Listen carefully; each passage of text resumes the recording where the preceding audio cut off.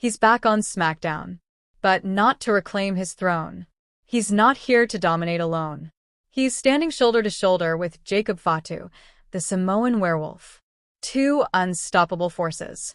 One shocking alliance. But why? What's the story behind this seismic shift? Is this the rebirth of the bloodline? Or the beginning of its final fracture? Tonight, we're digging into everything. The rumors, the hidden clues, and the bold theories no one else is talking about. By the end of this video, you'll have a new perspective that could change how you see WWE's future. Let's get into it. Welcome back to Pink Sport, where we break down the wildest wrestling stories, rumors, and what might happen next. Today, we're tackling one of the most talked about developments in WWE right now. Roman Reigns and Jacob Fatu. Two Samoan powerhouses. Never allies until now. Could this be WWE's next mega alliance? This isn't just internet fantasy. Veteran wrestling journalist Bill Apter dropped a bomb on Sportskeeda's The Wrestling Time Machine, and the wrestling world hasn't stopped buzzing since. Could this be the rise of a new bloodline? A babyface dream team? Or something far darker? We're unpacking it all. The history, the tea, and the possibilities. But first, if you're new or catching up, here's the backstory on both men. Roman Reigns, real name Lady Joseph Anoa'i, is a WWE icon. A multi-time Universal Champion, WrestleMania main eventer, and the face of the bloodline, the most dominant faction in modern wrestling. From 2020 to 2024, Roman ran the yard. His tribal chief persona reshaped WWE during the pandemic and beyond. But at WrestleMania 41, he lost it all in a triple threat match against Seth Rollins and CM Punk. Since then, radio silence. Fans have been waiting, wondering, what's next for the head of the table? Enter Jacob Fatu. Real name Jacob Samuel Fatu, he's a 300-pound wrecking machine who moves like a cruiserweight. The new United States champion. He won the belt from LA Knight at WrestleMania 41, and since then, he's turned face and set the crowd on fire with his raw charisma and jaw-dropping athleticism. Like Roman, Fatu is a Anoa'i family. Real cousins. Blood. Tied to the same wrestling legacy that includes The Rock, Rikishi, and the Usos. They've clashed in multi-man matches, but never stood on the same side. Until now. So how did this wild idea of Roman and Fatu teaming up even start? Let's rewind to the Wrestling Time Machine. During the episode, Bill Apter, one of the most respected voices in the industry, dropped this. What if, when Roman Reigns returns, he aligns with Jacob Fatu? The panel paused. The idea hit hard. Teddy Long jumped in. You said they're both babyfaces. What if Jacob turns on Roman? Dutch Mantel, aka Zeb Coulter, chimed in with caution. He saw the potential, but warned that it might be too soon for Fatu to turn heel again. And just like that, the debate exploded online. Is this a dream team, or a slow-burn betrayal? To understand why this could be real, let's look at where WWE stands. Jacob Fatu is red hot. He's feuding with former Bloodline member Solo Sikoa, who now leads a new faction with enforcer JC Mateo. On SmackDown, June 20th, Solo and Mateo tried to take Fatu out, but Jimmy Uso made the save. That moment sparked serious speculation. Was Jimmy's return the first domino in something bigger? Meanwhile, Roman's been missing in action. Some say he's recovering from injuries. Others believe WWE is waiting for the perfect time to drop him back into the mix. And here's the key. Roman and Fatu are both babyfaces now. Both have beef with Solo. Both were betrayed by the same blood. That's not coincidence. That's setup. So why would Roman and Fatu team up? Let's break it down. They're not just cousins. They're part of the Anoa'i dynasty, the strongest bloodline in pro wrestling. Roman always preached loyalty, but Solo's betrayal shattered that. Fatu, too, walked away from Solo earlier this year. Now both have a reason to strike back, and together, they'd be lethal. Roman's the calculating general. Fatu's the chaos engine. One's ice cold, the other's fire. Imagine them cutting promos. Roman's stoic calm versus Fatu's explosive intensity. That's money. Post-WrestleMania, Raw has momentum with Cody Rhodes, but SmackDown needs a blockbuster storyline. Roman and Fatu versus Solo's new bloodline? That's your main event feud for the next 6 months. Easily. And don't forget, both guys are over. A tag title run? Massive crowd pop. And if they turn on each other?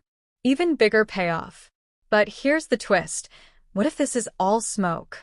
What if Jacob Fatu turns heel and takes Roman out instead? Or what if Roman plays nice just long enough to reclaim his crown by betraying Fatu? The potential stories are endless. That's what makes this pairing so exciting. Now, let's play devil's advocate. Dutch Mantel's got a point. Fatu's face turn is still fresh. WWE may want to build him solo for now. Roman doesn't need a tag run either. He's still box office on his own. There's also the risk of the Bloodline saga getting stale. Some fans are calling for it to end. And then there's Solo Sikoa. His new faction is growing. Taking them down won't be easy, and WWE might not be ready to go all in on that war just yet. But if they do pull the trigger, here's how I'd book it.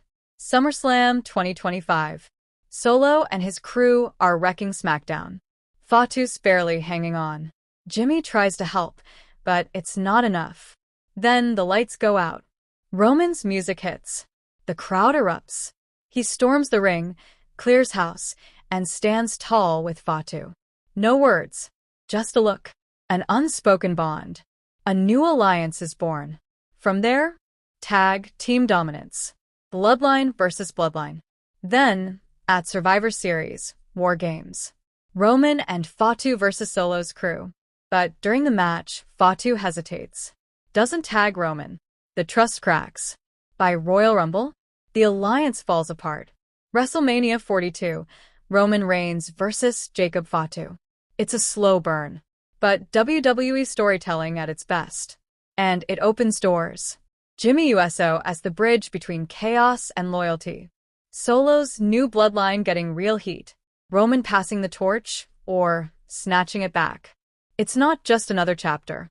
It's a new war for the soul of the bloodline. What do you think? Should Roman and Fatu unite? Or are we heading for the ultimate betrayal? Drop your take in the comments. Smash that like button if you want more deep dives like this. And don't forget to subscribe with notifications on. Rain falls in slow motion over a deserted arena. The lights are off. The ring is empty. A single chair sits in the middle of the ring, spotlit. The voiceover begins. In WWE, comebacks are scripted, but moments like this? They're felt. Deep in the chest. Where family meets betrayal and legacy faces extinction. For nearly a decade, Roman Reigns was the face of WWE. The powerhouse. The main event. The head of the table. He wasn't just a champion, he was the standard. Titles didn't validate him. He validated titles. Every promo, every entrance, every stare across the ring, they didn't just build a brand. They built a mythology. But in late 2023, the screen faded to black. Roman was gone. No warning. No send-off. No championship loss. He vanished in silence. Fans speculated. Was it an injury? Burnout? Creative differences? Truth is, no one really knew. The WWE Universe moved on. Storylines shifted. Jay and Jimmy imploded. Paul Heyman? A ghost of his former self. Solo Sikoa held what was left of the bloodline, but the dynasty felt like a crumbling empire without its emperor. Roman was missing, and with him so was the center of gravity. Then came him. Jacob Fatu wasn't just another second-generation Samoan wrestler. He was the chaos in the storm. A name whispered in locker rooms, a presence too dangerous to ignore and too raw to package neatly for prime time. Son of Sam Fatu, the Tonga Kid. Cousin to Roman Reigns, the Usos, Rikishi. Jacob had the bloodline, but he didn't walk in their shadow. He carved his own path. MLW saw his reign of terror. High-flying brutality. Samoan drop meets tornado kick. Gold around his waist. Fear in his opponent's eyes. He wasn't polished. He wasn't safe. He was real. And in 2024, WWE finally gave in. Jacob Fatu made his debut. Not with a handshake, not with a spotlight, but with a super kick that left the entire SmackDown locker room staring in disbelief. Within weeks, he aligned himself with Solo Sikoa. Not the bloodline, but something else. Something darker.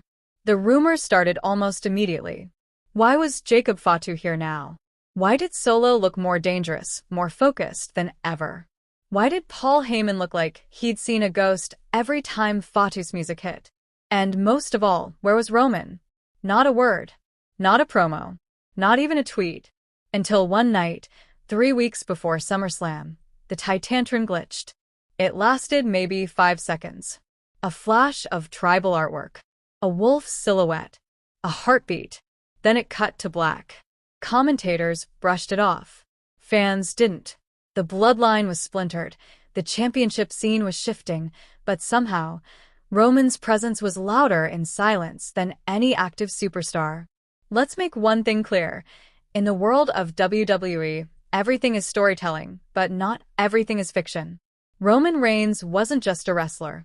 He had built a dynasty. A bloodline. He operated at the top of the card for so long that when he left, the machine didn't know how to function. In the vacuum, chaos filled the gaps. Jey Uso broke free, launching a singles run fueled by resentment and redemption. Jimmy self-destructed. Solo? Silent, brooding, dangerous. The silent enforcer became the voice of action. But Jacob, he was something else. He didn't come in with tribal celebration or glory talk. He came with fists, with brutality, with a chip on his shoulder the size of a Samoan war drum. The commentary hinted at his lineage. The fans drew the connections. But no one dared say it out loud. Was Jacob Fatu sent by Roman? You don't survive as long as Roman reigns without learning one thing. Sometimes the most powerful move is not making one. For nearly 2 years, Roman had turned mind games into performance art. He didn't need to wrestle every week. He didn't need to shout. He'd just look, and everything would shift. Now, he was playing the longest con of his career.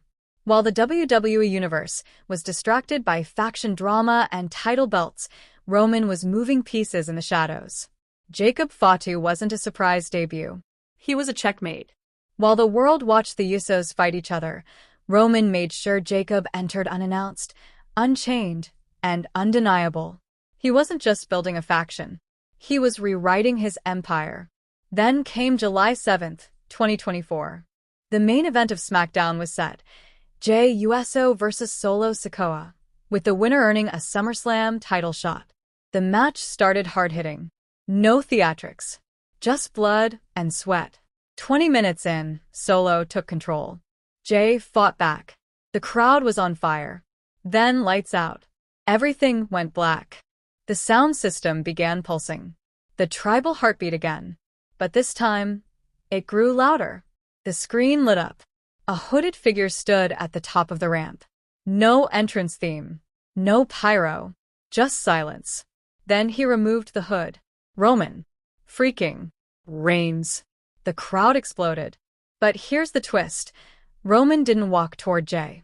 He turned toward Jacob Fatu, who was now at ringside, and embraced him. In one gesture, Roman Reigns rewrote every narrative. He wasn't here to reunite the bloodline. He wasn't here to stop Jacob Fatu. He was here because Jacob Fatu was his ally. Not backup. Not muscle. Not pawn. Ally. The WWE Universe didn't cheer, they froze. Because this wasn't a comeback. This was a declaration. A new dynasty was rising. The bloodline you knew was dead. Roman wasn't the tribal chief anymore. He was something worse. The architect of extinction. The godfather of chaos. And the man who just turned family into collateral damage. SmackDown used to start with certainty. The tribal chief's theme hit, the crowd roared, and Roman Reigns entered like a warlord stepping into his court. It was ritual. He'd stand in the ring, flanked by the Usos, Solo Sikoa, and Paul Heyman, belts draped over his shoulder like armor. Every segment felt like a statement.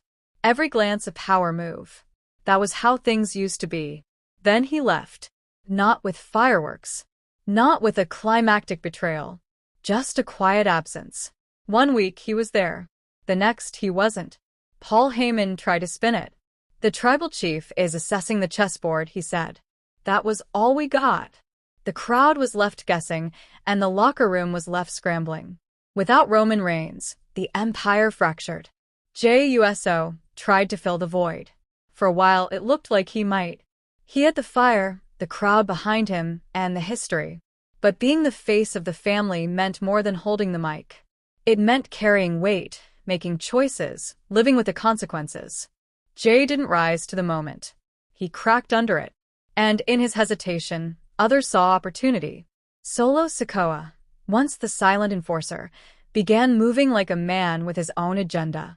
The aura around him changed. His eyes were colder, his pace slower, his attacks more brutal. No wasted motion. He wasn't just obeying orders anymore, he was executing plans. And nobody knew whose. Then came Jacob Fatu. He didn't debut with a bang. He debuted with destruction. No vignette. No promo. Just violence. He walked into a tag match unannounced, launched both competitors out of the ring, and stared into the hard camera like it owed him money. The next week, he officially aligned with Solo. It caught everyone off guard. Not just because of who he was, but how he was presented. There was no pomp. No exaggerated tribal celebration. Just a cold, methodical alignment. Paul Heyman was seen backstage, pacing, visibly shaken. The commentary team fumbled with how to explain it. Fatu is family, they said. But no one mentioned Roman. The silence was deafening. Jacob Fatu wasn't there to be part of the bloodline. He was something new. Something undefined. The fans couldn't categorize him because he didn't play into expectations. He had the heritage, yes, but he didn't lean on it. No speeches about legacy. No alliances declared. He didn't claim to be next in line. He just showed up and dominated. There's an art to intimidation, and Jacob understood it intuitively. In an industry that thrives on spectacle, he was all presence and no show. His matches weren't flashy, they were savage. Corner-to-corner splashes, top rope moonsaults from a man his size, and a calm stare that lingered after the 3 count. He didn't celebrate victories. He observed them like a scientist recording data. He was learning, and everyone else was bleeding. Behind the scenes, whispers started circulating. Not just among talent, but among producers. There were talks of creative restructuring, long-term storytelling, and factional resets. One phrase kept coming up in hushed tones. This wasn't Jacob Fatu's arrival, it was Roman Reigns' contingency plan. Because Roman always planned ahead. When he first transformed into the tribal chief, he'd been written off by many as just another top guy being rebranded. But he turned it into something else, something almost Shakespearean. He didn't just win matches. He manipulated outcomes. He orchestrated collapses. And when opponents thought they had him cornered, he reminded them that power isn't about offense. It's about foresight. The theory was simple. Roman saw the collapse coming. He saw the Usos fracturing. He saw Solo's ambition. And rather than fight it, he adapted. He knew he couldn't come back to the same bloodline. So he built a new one. Quietly. From the shadows. Jacob Fatu was the first piece. Fans had been clamoring for his arrival for years. Promoters knew his pedigree. His father was part of the legendary Samoan family tree. His uncles? WWE Hall of Famers. But Jacob never needed the spotlight. He was content to hone his skills in MLW, racking up win after win, championship after championship. He made himself undeniable on the indie scene, and when the time was right, he stepped through the WWE curtain like he owned the place. He didn't call out champions. He didn't challenge for titles. He went straight for people. The locker room started calling him the Purifier. He wasn't here to play politics. He was here to burn down what wasn't working. And Solo? He was no longer Roman's enforcer. He was Jacob's partner. There was symmetry in that. Solo had always been the quiet one, the observer, the executioner. But with Jacob beside him, he found a rhythm.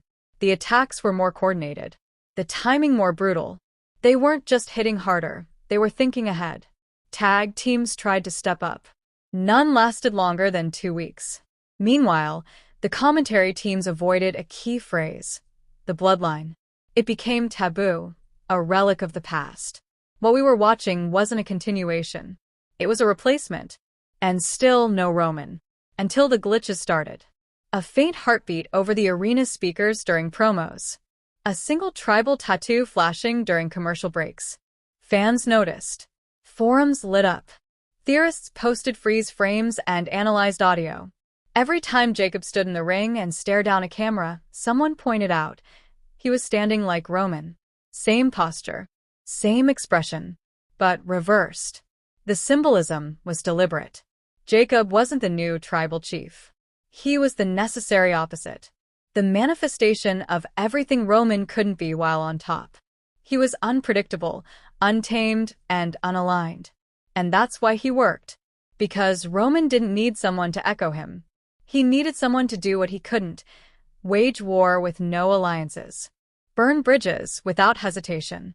Enforce the collapse so he could rebuild from the ashes. Every great leader needs an agent of chaos. Roman chose his. And now, with Jacob rising and the WWE Universe confused, the setup was complete. Roman's absence had served its purpose. He let the company forget what stability felt like. He let the bloodline fracture on public television. He let Jay and Jimmy implode for the world to see. He let Solo stand alone just long enough to need a brother, not a cousin. Then he sent in Jacob. It was like chess. Not the kind played with pieces on a board, but the kind played in real time, with real people and real consequences. Roman was always 2 moves ahead. And now, the game had changed. Not because he returned, but because his presence was never gone. Every locker room stared at the screens backstage in disbelief. Roman's face, back on camera, not smiling, Not speaking. just looking. Because sometimes power doesn't announce itself. It watches. And when the time is right, it reminds everyone who built the throne. This was no longer just a question of alliances. This was a question of survival. Conflict in WWE isn't always decided by fists. Sometimes it brews in the silences between matches. In the way a superstar stares down another backstage. In the way the commentary team hesitates before saying a name. It creeps in until it explodes. Roman's return didn't start a war. It revealed one that was already in motion. When he walked down that ramp and embraced Jacob Fatu, the moment didn't feel like a homecoming. It felt like a warning. One that said, I've seen the future. And I'm not in it, unless I rebuild it myself. The next night, the mood backstage was toxic. Jey Uso had lost his shot at the SummerSlam title because of interference from Solo and Jacob. And now Roman, his cousin, his former leader, was standing shoulder to shoulder with the man who just took him out. It wasn't betrayal. It was abandonment. Jey didn't say it on camera, but you could see it in his eyes. The man who had once called Roman tribal chief was now staring at him like a stranger. Paul Heyman tried to hold things together. That's what he does. He spins stories, manages optics, buys time. But this time was different. For the first time in over 3 years, Paul Heyman had no control. His loyalty had always been a survival instinct. And now he didn't know who he was supposed to survive with. The audience could feel it. The WWE Universe wasn't just watching a new alliance. They were watching an empire collapse in slow motion. For the next few weeks, the ring became a battlefield. Jacob and Solo unleashed chaos. Not just in matches, but everywhere. They attacked during contract signings. Ambushed during promos. Cornered wrestlers in parking lots. There was no rhythm, no strategy, just devastation. And the message was clear. This wasn't about titles. It was about blood. The Usos responded in kind. For the first time since their split, Jey and Jimmy found themselves aligned, if only by necessity. They weren't a team again. Not really. But they were brothers fighting against a larger threat. And Roman Reigns? He wasn't just the architect of that threat. He was its shield. He didn't wrestle.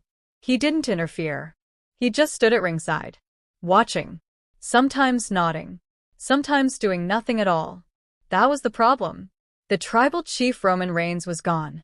The man who had ruled SmackDown for years, cut promos about loyalty, and manipulated every title scene in the company.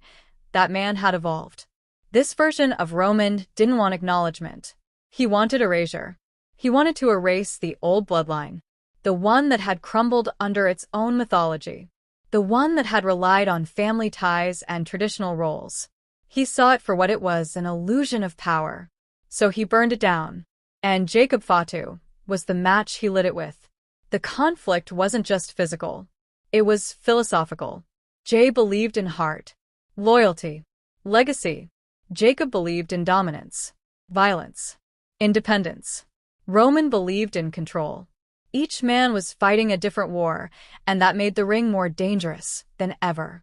The build-up to SummerSlam became a psychological minefield. Every promo was a landmine. Every match ended with someone staring into the lights. Roman didn't say much during this time. He let the others talk. Jay, Jimmy, Paul, even Cody Rhodes, they all tried to understand what was happening. But Roman just kept showing up. Looking, nodding, smiling sometimes, in a way that never reached his eyes. That smile was a problem, because it meant he wasn't reacting. He was predicting. And he'd already seen how this ended. SummerSlam was booked as the war to settle it all. A six-man tag, Jay, Jimmy, and Cody Rhodes versus Solo, Jacob, and a surprise partner. Everyone knew who that surprise was. They just didn't want to believe it. But disbelief doesn't stop destiny. The night of SummerSlam, the arena shook. Not from explosions. From silence. The kind of silence that only comes when 60,000 people simultaneously realize they're about to witness history. Jacob and Solo walked out first.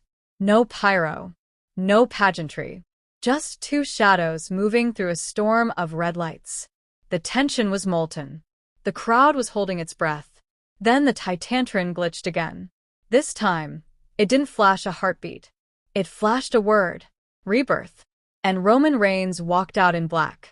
No lei. No golden glove. No title belt. He wasn't the tribal chief.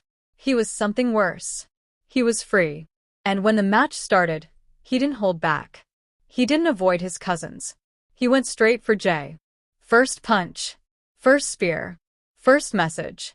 There were no missteps. No hesitation. Roman looked sharper than ever. Like he'd spent his months off sharpening a sword no one saw coming. The crowd tried to boo. But even they couldn't deny it. This wasn't a heel turn. It wasn't a betrayal. It was a revelation. Roman Reigns had been preparing for this moment all along. By the end of the match, the message was undeniable. Jacob Fatu didn't need Roman's protection. Roman needed Jacob's brutality. Solo didn't need Roman's leadership. Roman needed Solo's loyalty. This wasn't a faction. It was a purge. And anyone clinging to the memory of the old bloodline, they were the first to fall. Backstage, the reaction was chaos. Producers scrambled to rewrite future storylines. Commentators were told to pivot language. WWE social media exploded with the phrase, "The New Order." Fans weren't sure what they were watching anymore. But one thing was clear, Roman was no longer playing character. He was executing a vision. And anyone who stood in his way was collateral. The locker room split. Some tried to align early. Others waited. Some, like Jay, decided they'd rather go down swinging than kneel.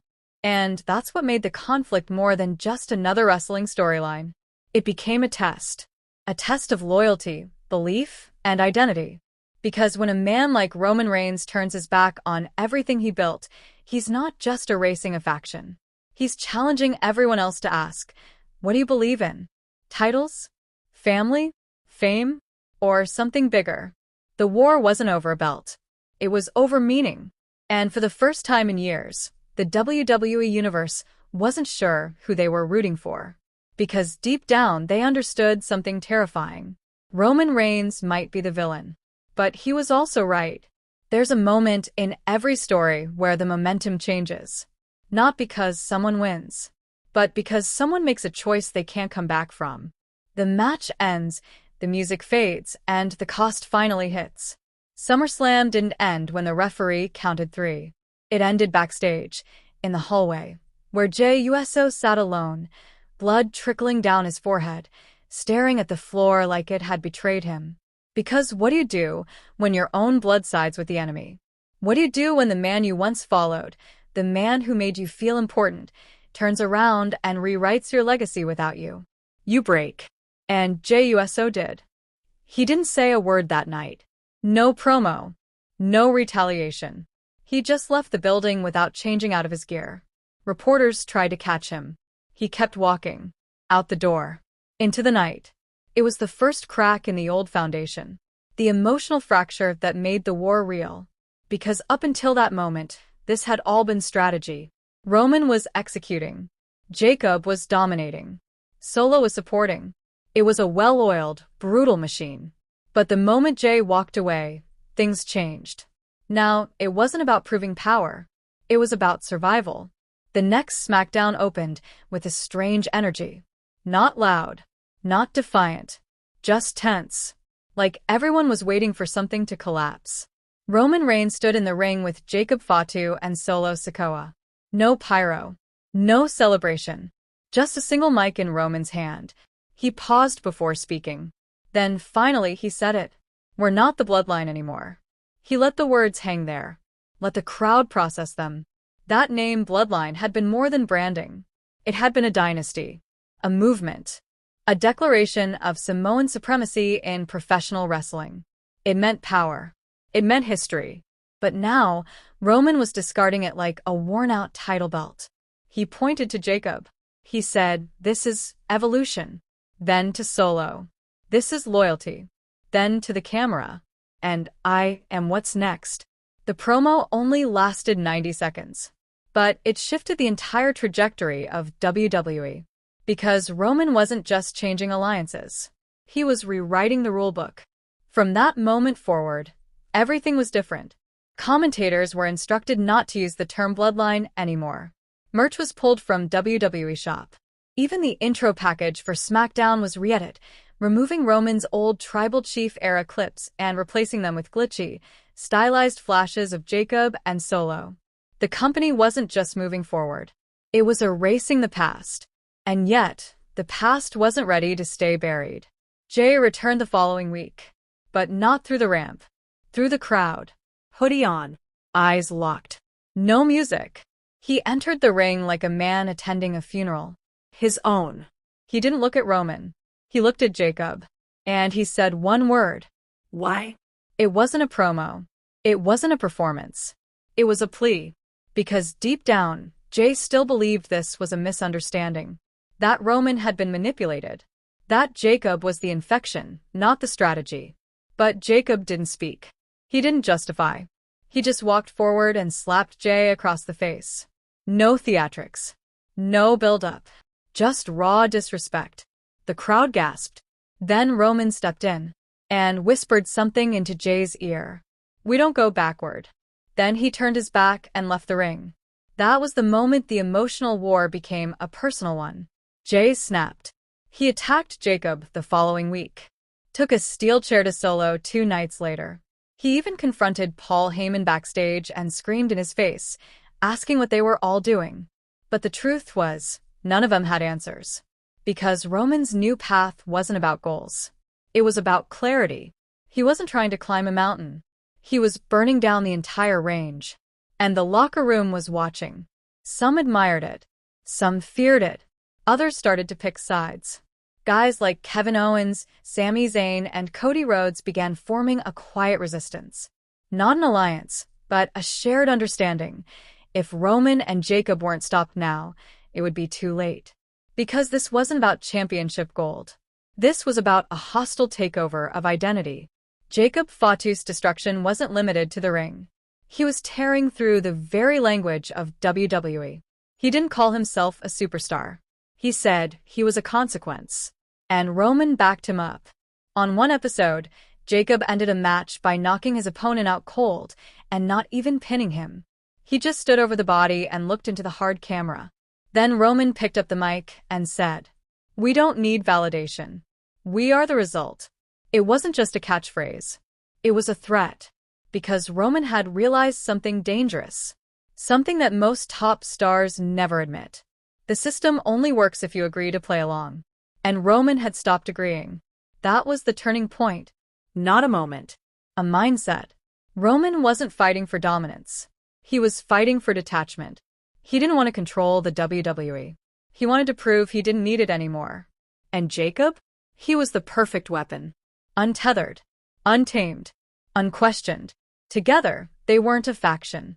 They were an ending. Something strange happens after a war drags on long enough.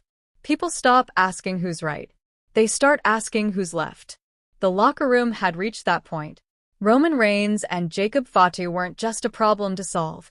They had become the standard to survive. The resistance had splintered. The Usos were broken. Cody Rhodes was stretched thin between shows and brand politics. Kevin Owens had been taken out in a backstage ambush that no one claimed credit for, but everyone knew who had done it. There was no more pretending this was just a storyline. Not to the fans. Not to the superstars. Not to the suits in the back. This was deeper. Existential.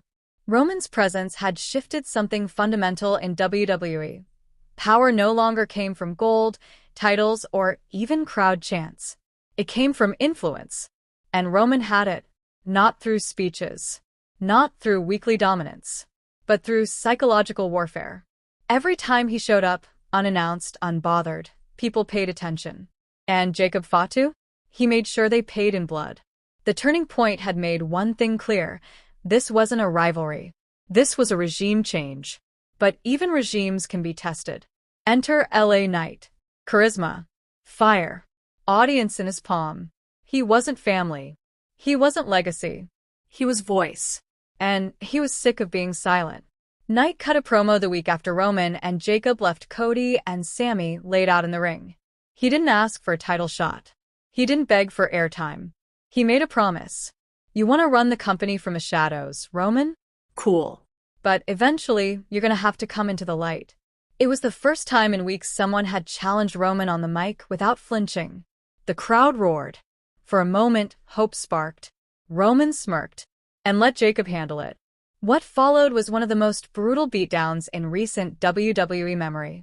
Not flashy, just cold. Jacob choked LA Knight out in front of the announce table and Roman stood behind him, arms crossed. A silent king. No words. No excuses. This was how he ruled now. From distance. From detachment. From devastation. But then something happened that no one predicted. Paul Heyman snapped.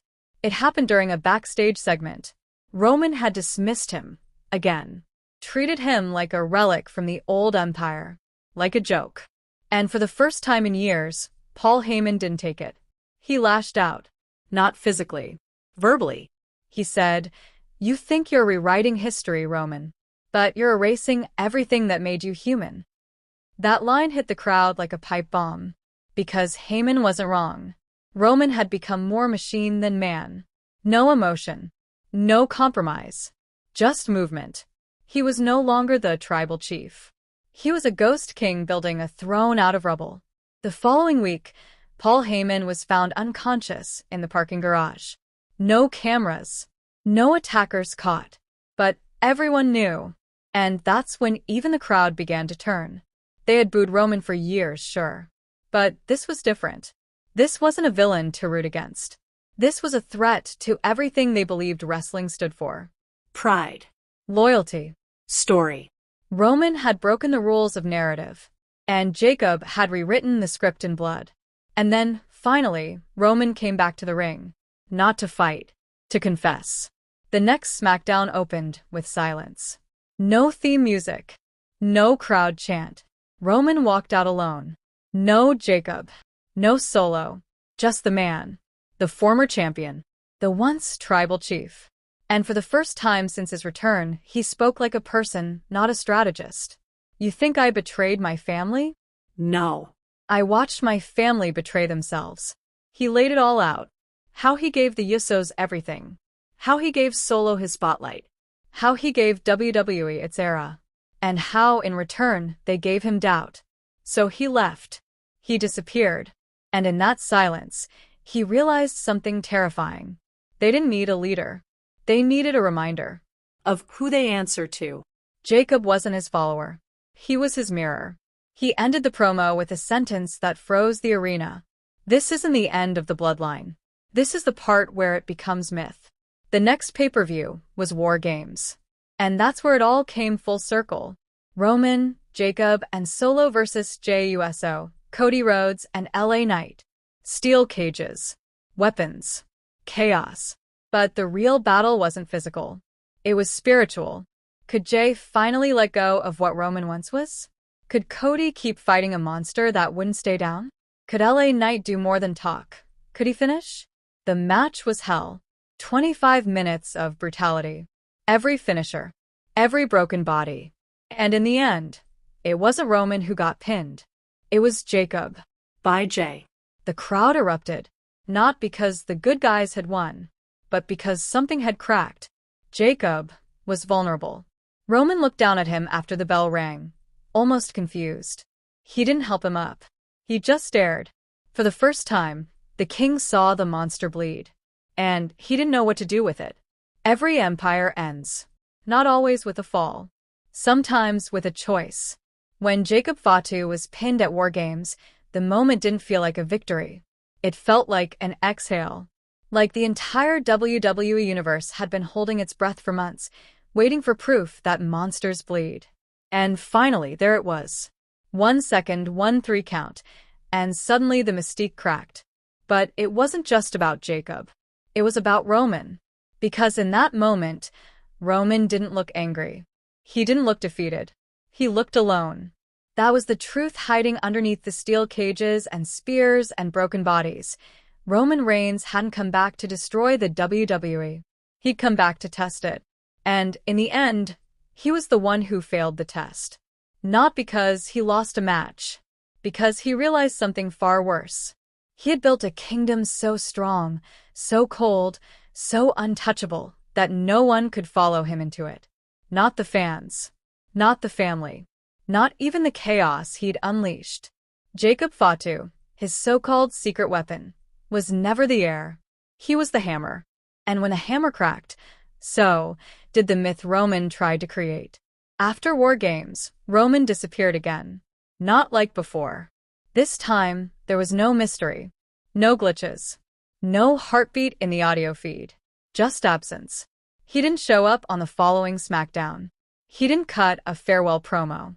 He didn't take a curtain call. Because what do you say when the plan collapses?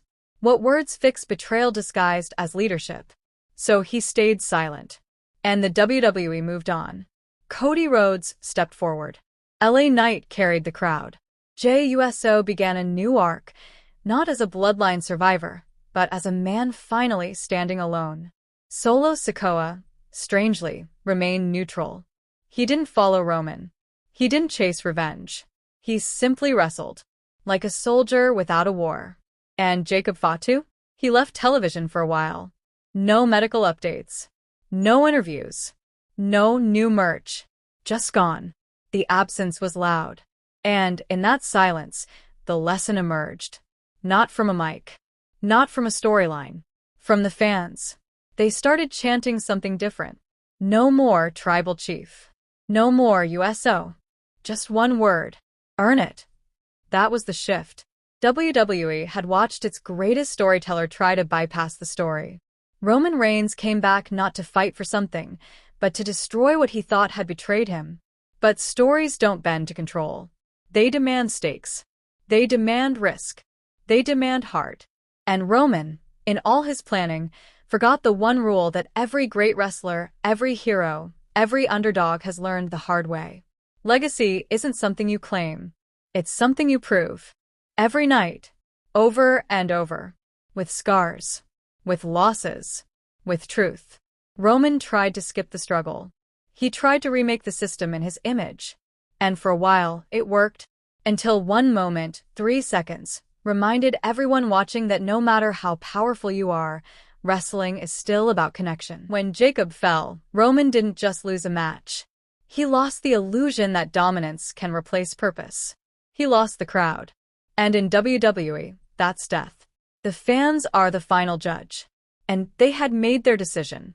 Not because Roman was evil, but because he'd stopped being human. That's the real lesson. In wrestling, in leadership, in life. If you trade connection for control, you may win for a while, but you'll lose what matters. The soul of the thing. So now, the ring stands empty again. No tribal war. No super factions. Just possibilities. New stories. Earned respect. And the lingering memory of a man who tried to come back as a myth and left as a warning. Because power without purpose isn't legacy. It's just noise. And eventually, noise fades. Here begins the reckoning arc, the continuation of the story, extending beyond the original six-part structure to deepen the narrative and add fresh layers of conflict, reflection, and redemption. The WWE Universe didn't know it yet, but the real war wasn't over. It had just entered a quieter, more dangerous phase. After Roman Reigns disappeared again, the arena screens stopped glitching. The tribal music cues faded. The ominous heartbeat that once haunted every broadcast was gone. Production crews started using new music beds for big segments. The bloodline color schemes, those bold reds and blacks, were phased out of lighting design. The surface looked calm, but underneath, there were still fractures. Jacob Fatu was off TV. Rumors circled. Injury, suspension, personal reasons. The truth was, he was being re-evaluated by the top brass. Not as a liability, but as a main event asset who had just been humanized. You see, WWE doesn't just bury a guy like Jacob because he got pinned. That's not the game. The real question they were asking backstage was bigger. Can he stand alone? The last few months, Jacob had been a force of destruction, but in Roman's shadow. Now that shadow was gone. The war had scorched the field, and everyone was watching to see what would grow out of the ashes. The next time Jacob Fatu appeared, it wasn't in an arena. It was in a pre-recorded segment. A handheld camera, black and white filter, shot in a graveyard. He wasn't in gear. He wasn't in character. He was just Jacob. Voice low, eyes tired. You all thought I was just a soldier. Just a hitman for the Empire. Truth is, I came here to fight for something real. But what happens when the king you follow disappears? He knelt in front of a tombstone. The name was blurred out. I lost my name in his war. Now I want it back. He stood up, looked into the camera, and said, I'm not finished. It aired with no promotion. No commercial bumpers. Just raw footage, no commentary. And it landed. Hard. Because now the fans weren't just watching a monster, they were watching a man trying to rebuild after being used. That's the twist that most storylines never explore. What happens to the weapon when the war ends? Jacob didn't come back looking for revenge. He came back looking for purpose.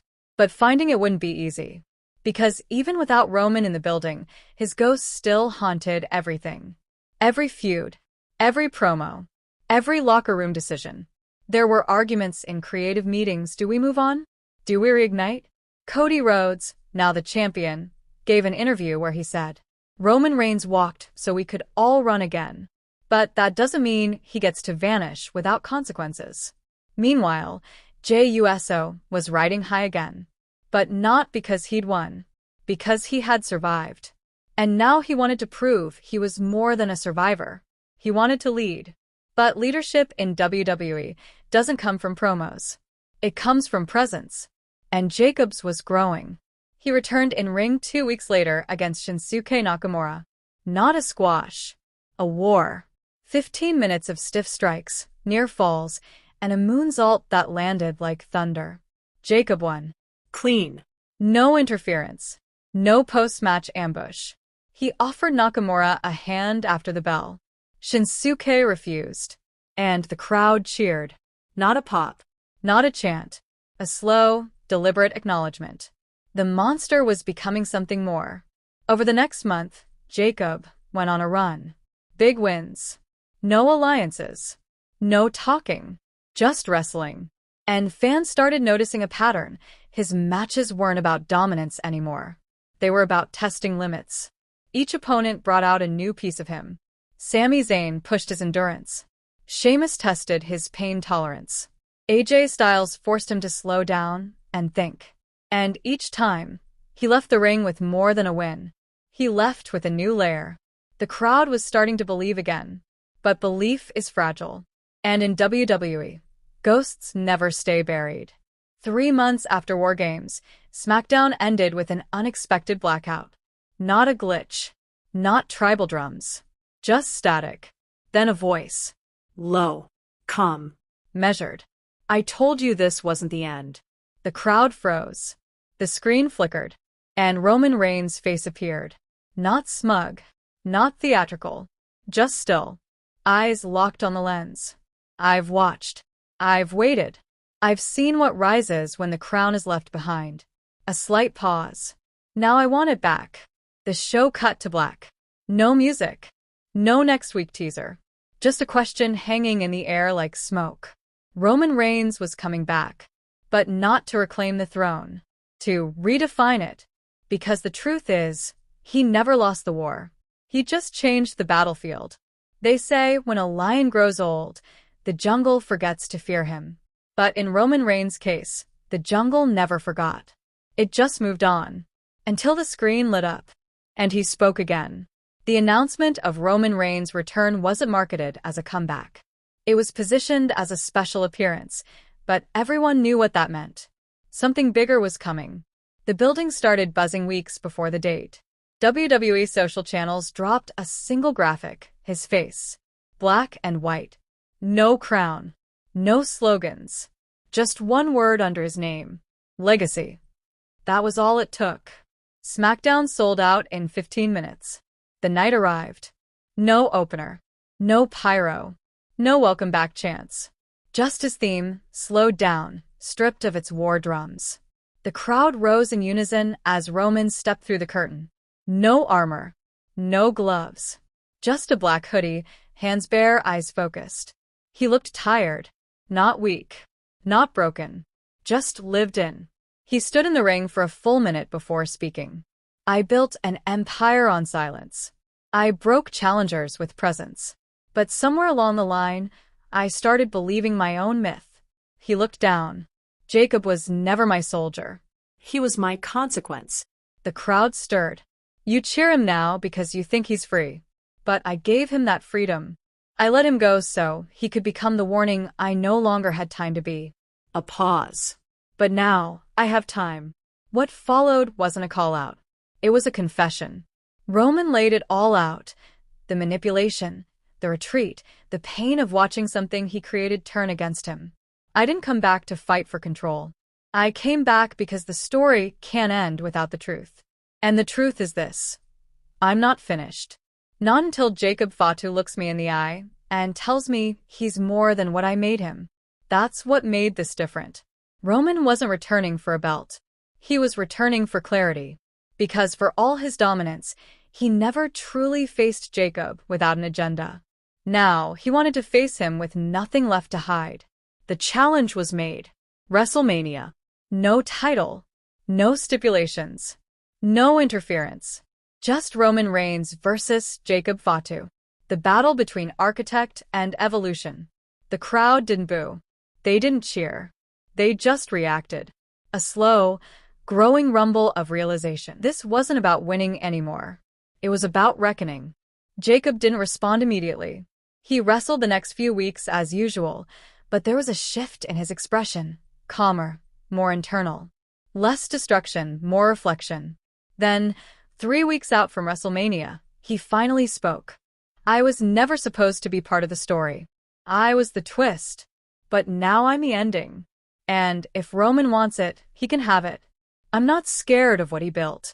I'm scared of what happens when I break it. The contract was signed with no security, no interruptions, no yelling. Just two men sitting across from each other, penning closure onto a legacy soaked in family, fear, and fire. WrestleMania arrived. No gold on the line. No legacy to claim. Just a name to define. Roman Reigns. Jacob Fatu. Two storms on a collision course. And the crowd wasn't there to pick sides. They were there to see if the storm ended in ruin or rebirth.